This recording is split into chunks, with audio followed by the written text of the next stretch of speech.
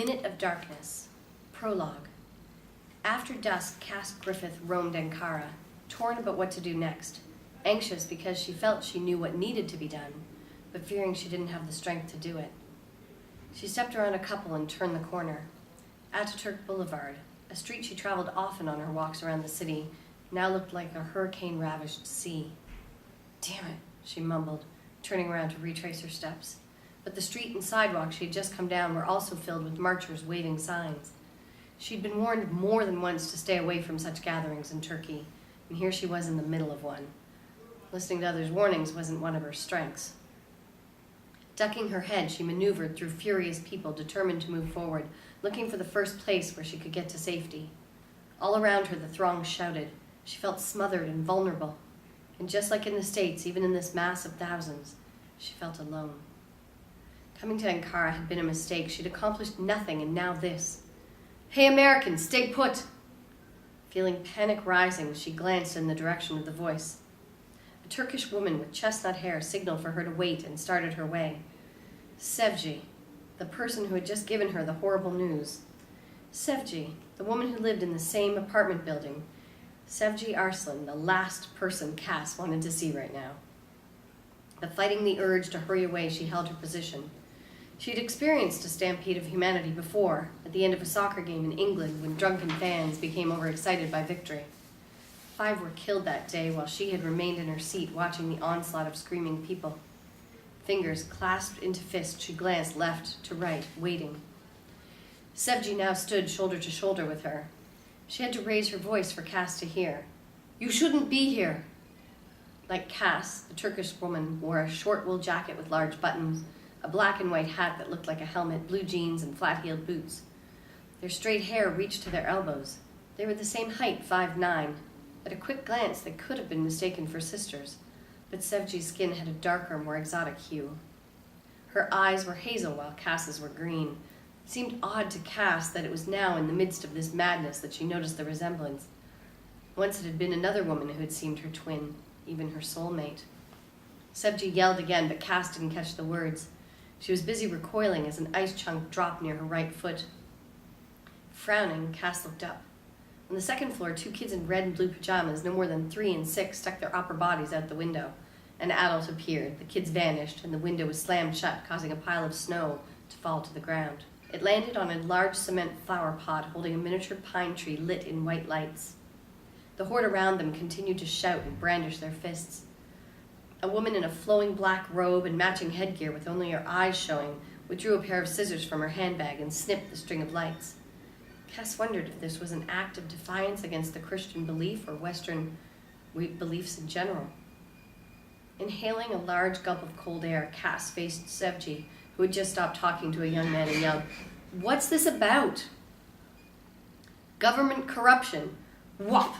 Sevgi rammed against her. "Hey!" Cass glared at the back of another man who was already moving out of sight. In the next second, by the force of the human tidal wave, they were swept like debris down the street. Each surge was a struggle to remain afloat. Cass's heart raced as she battled to stand erect. Only feet away, tripping over a deep hole near a gutter, Sevgi bent over and gasped, breathing heavily. Cass sidestepped to make room for 2 other women in flowered headscarves and long polyester coats, holding a placard in Turkish that she couldn't translate. A dark-haired man waving a Turkish flag followed. "There's over 100,000 on the streets in Istanbul. They're marching in every city. Look!" Sevgi pointed in the direction of the park where last week Cass had sat on a snow-dusted bench and fed the swans. "Shit," Cass said. Armored tanks and water cannon trucks, looking like ominous invaders from Afghanistan, rumbled toward them. Suddenly, Cass couldn't move. Nothing would make her feet step forward. She was immobile. Sevgi, apparently understanding Cass's dilemma, grabbed her arm. "Come on, I'll get you out of here." As Cass was dragged, pushed, and shoved, the tanks ground to a stop. Soldiers directed their rifles at the sky. Shots rang out. Cass locked eyes with a soldier who was aiming his rifle toward the mob. The roar was deafening, terrifying. Her body lifted from the pavement and then went down with a thud. Her breath had been knocked out of her, but she wasn't bleeding. At least she didn't think so. A young man to Cass's right threw a firebomb. Swiftly, he stepped in her direction, extended his hand, and jerked her to her feet before disappearing into the ocean of people. 2 men with handkerchiefs over their mouths lit and tossed snake-like strings of fireworks. Others threw stones. Hunkering down, Cass scanned the crowd. Sevgi was no longer in sight. Damn it, where are you? Fighting for balance, a powerful jet of water blasted the crowd, and clouds of acrid tear gas covered everything. Taking the onslaught on the side, Cass moaned, coughed, and protected her eyes as she dropped to her knees. Another shot rang out. In a protective mode, she clasped her chest. A man with salt and pepper hair toppled over and lay beside her. A scar ran from his hairline to his eyebrow. A mustache covered his upper lip. In the madness of the moment, she was sure it was the carpet merchant she'd been avoiding confronting. Desperate, believing death was near, she reached for his shoulder. I'm so... His eyes popped open, and in the same instant she realized her mistake. It wasn't Umit. Grateful that she might have another chance to ask for forgiveness, she helped the stranger to his feet. The man eyed her, backed away, and ran. My God, I must, before... A rock struck Cass's forehead. Her world went black. 1 week before, Cass. Unusual weather, the taxi driver mumbled, coughing into his glove. Won't last long. Cass scowled and pushed open the door, stepping into a foot of snow. Burying her chin in her wool scarf, she buttoned her jacket, then hurried toward the apartment building as the taxi driver continued his story. The poor guy was on his way to Diyarbakir. His mother had called. His father had been shot and his brother was taken away by the military. He was Kurdish. Apparently he waited for the train to start, then leaped. Such a shame. He couldn't have been more than 18. He was just a kid. Cass cringed. She'd come to Ankara with the intention of making the trip a journey that would prove her a stronger woman than when she had left. She didn't want to be reminded that civil war still raged in eastern Turkey. She gnawed on her lower lip. She didn't like snow or frigid, blinding wind. She'd had enough of blizzards. That's why she'd moved to Southern California 2 years back. Several walkers hurried past, shoulders hunched. Nothing good, she told herself, comes from that position. Hurrying into the building, Cass flicked snow off a glass evil eye that hung on the wall. The last time she'd seen her friend Justina, she'd been holding a similar one. She averted her eyes. A black cat rubbed against her leg and purred. Before leaving the States, she'd had to euthanize her 18-year-old cat, Pop. He'd been a warm body beside her at night, the first one she spoke to in the morning, the one who knew when she was having trouble coping or when she was most tempted to just give up in her desire for change. She bent down. Hi there, pussins. You hungry? She stroked the cat's fur. I'll bring you food later. The cat shot out the door. With a bag in each hand, she straightened her shoulders and tramped up 3 flights of steps. She walked through a dimly lit hallway until she stood in front of apartment 34. Unlocking the door, she went inside. The posted photos on the internet hadn't been taken to deceive. Rust-colored sofa, Persian rug, maple table and chair, closet-sized bedroom near the front door, 1 single bed, refrigerator, stove, microwave, dishes, pots and pans, silverware, towels, clean bathroom with a Western toilet. Everything she needed to make her stay in Turkey comfortable. Good omens all, she assured herself. Within minutes, she stretched out on the bed and bounced a few times to test the mattress's firmness.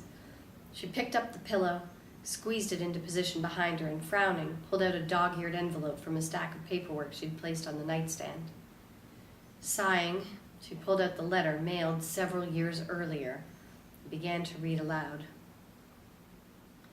Dear Cass, guess who visits me? You won't believe it. I didn't at first. Remember Hatice, Umit Yilmaz's wife? She's a nice lady and an excellent cook. You should taste her dolma. They're to die for. I don't think her husband knows about the visits. I'm not sure, but it doesn't seem likely. Whenever I mention him, she ducks her head. Justina. P.S. Remember my guinea pig Ralph? Well, I have another little rodent pet, a rat. Oh, don't curl up your pointed nose. He's a sweetie. I call him Bonzi. He visits me every night, and believe it or not, he eats out of my hand. Life is full of unexpected miracles. Oh, and Hatice brought me a Turkish dictionary. I thought I'd spend the time learning the language. Cass, won't you at least write? Cass's mouth was dry. Her entire face felt rigid with resolve. Through all those years, she had never written Justina. Now, finally her own person, she had returned to face her. An eerie chant blew through her head like a distant call to prayer. Lowering her eyelids, she let it skim down her skull, enter her throat, encircle her heart and lungs, then settle in her stomach, creating an all too familiar ache that she was determined to bury in Ankara. Umit. Umit looked beyond his wife's prone body. The towels hanging on the neighbor's snow-covered balcony whipped back and forth, adding to feeling of angst. "I'd like to see her again, wouldn't you?" Hatice's hair feathered out over the pillow. The bodice of her white cotton gown was embroidered with pastel flowers. Her fingers were long and slender. "Perhaps," he said, "but first we must find out why she's returned." "Cass was like a daughter to me." He looked at her. "To me as well." She stroked the hairs on his chest. "Are you feeling well?" "Yes." She drew her finger over his shoulder, down his arm, put her hand over his heart. "Someday we should move." His eyelids lowered. "Yes, someday. We could give up our phone service. No one would bother us. We deserve that." He pulled her close. If only that could be. At dawn, Umit Yilmaz rose from the bed and dressed quietly. Before putting on his undershirt, he fastened a bulletproof vest around his stout chest. Light from the lamp highlighted his thick salt and pepper hair, making his white hairs appear more prominent. He put on his leather jacket, tweed wool cap, and black scarf before going out into the harsh weather. It was a morning of strange, erratic wind and shadow-producing snow. The patchwork cobblestone street seemed alive, pulsing with the footprints of long-ago dead travelers. Somehow it disquieted Umit, and he focused on the minaret that rose high above the mosque. He had come to Ankara seeking to leave his past life in the civil war-torn East, but this writhing, wrestling city offered him few places to be at peace. The pavement, coated with ice, crunched as he walked. Thread after thread of whirling snow made it difficult to see. Strolling along the hushed street, he wrapped his scarf around his face, thinking of the American woman who had returned to Turkey after so many years. The woman who had left without a farewell, who had disappointed him and his wife, who would most likely do it again. A heavy wooden door creaked open and slowly closed as another man stepped onto the street. Umit smiled as his brother Ali skipped twice to catch up to him. Other men gathered behind them. Ali leaned toward Umit. "As you requested," he whispered. "I have men following the Griffith woman."